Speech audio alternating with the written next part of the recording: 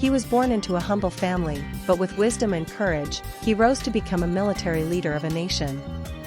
He assisted a state on the brink of destruction in defeating a powerful enemy and achieved a remarkable comeback. After resigning from office and retiring from public life, he started from scratch and became a wealthy business magnate, renowned throughout the land. He is none other than China's legendary genius, Fan. In 536 BC, Fan was born in the state of Chu during the late spring and autumn period. Born into a poor family, he loved reading from a young age and aspired to serve his country. At that time, China was divided among warring states.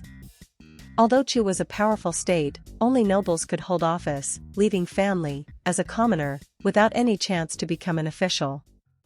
Unwilling to live an ordinary life, Fan decided to leave his homeland with his friend Wen Zhong and seek opportunities in the state of Yue. Upon arriving in Yue, both were highly valued and appointed to important positions by King Goujian of Yue.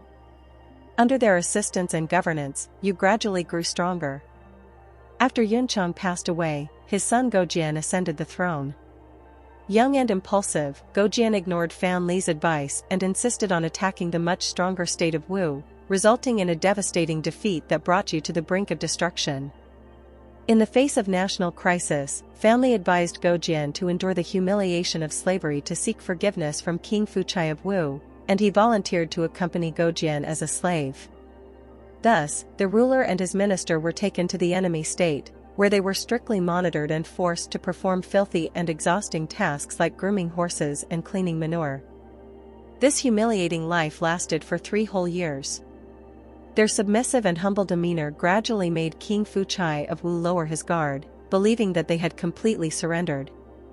3 years later, Fuchai finally released them and allowed them to return to Yue.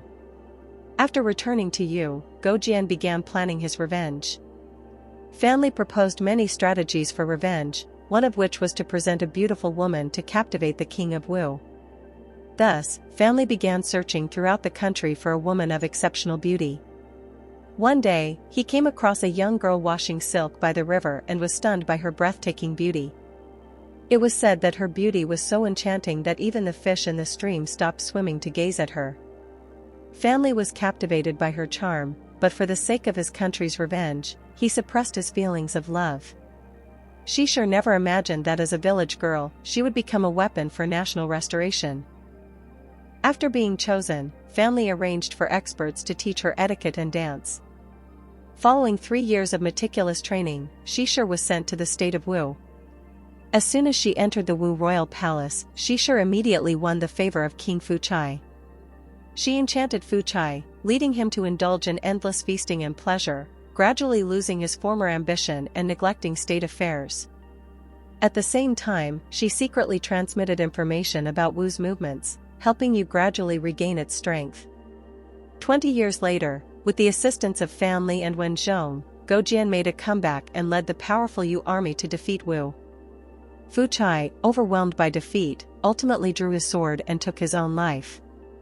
After the fall of Wu, Fan was honored by King Goujian as a grand general due to his remarkable achievements. At the peak of his career, Fan made the surprising decision to resign and leave Yue. He saw through Goujian's selfish and treacherous nature, and after witnessing Goujian's humiliating experience as a slave, he feared that staying in Yue might eventually lead to his own demise. However, Goujian refused to let him go and even promised to share half of the kingdom with him if he stayed. Unmoved by the offer, Fan quietly packed his belongings and left with Xishe. Before departing, he specially left a letter for his friend Wen Zhong, advising him to leave Yue as soon as possible. However, Wen Zhong, who was obsessed with power, did not heed the warning and was eventually persecuted to death by Goujian. After leaving Yue, Fan and Xishe traveled to the state of Qi, where they settled by the sea and embarked on a new life as merchants. He cultivated land while conducting business, using his keen commercial insight and flexible management skills to quickly amass great wealth. Never greedy for excessive profit, he donated most of his wealth to the local community, earning the admiration of the people.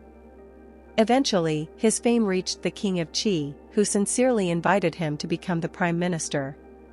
Unable to decline, family reluctantly agreed, but only on the condition that he would serve for 3 years.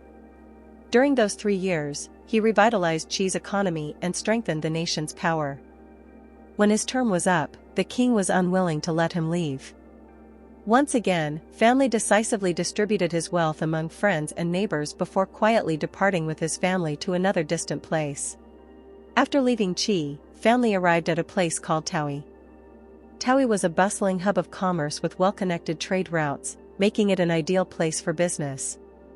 After conducting thorough investigations, he keenly spotted a business opportunity. The southern regions of Wu and Yue were plagued by frequent wars and urgently needed war horses, while the northern regions where he resided had an abundance of horses that were cheap to acquire. If these horses could be transported to Wu and Yue, it would surely result in substantial profits. However, the political situation was unstable, and the roads were infested with bandits, posing a great risk of losing both life and wealth if one was not cautious. While family was troubled by this challenge, he heard of a wealthy merchant from the north named Jiang Ziduan, who regularly transported linen to Wu and Yue. Jiang had long since spent a fortune to secure relations with bandits along the route, ensuring that his caravan passed unimpeded. So, family posted a notice at the city gate, announcing that he had established a new horse caravan and would transport goods to Wu and Yue for free. Hearing the news, Jiang Ziduan immediately approached him to propose a partnership. The two of them set off together smoothly. Once Jiang Ziduan's linen safely arrived in Wu and Yue, family quickly sold off all his horses. Only then did Jiang Ziduan realize Fan Li's clever strategy and couldn't help but admire him greatly. Fan Li not only made a fortune but also forged a strong alliance with this influential business partner. Whether as a statesman or a merchant, Fan Li achieved remarkable success, yet he never craved wealth or power. Whenever he attained success, he was always able to withdraw decisively, without a trace of attachment. This sense of freedom and wisdom enabled him to navigate the turbulent times with ease, creating a legendary life story.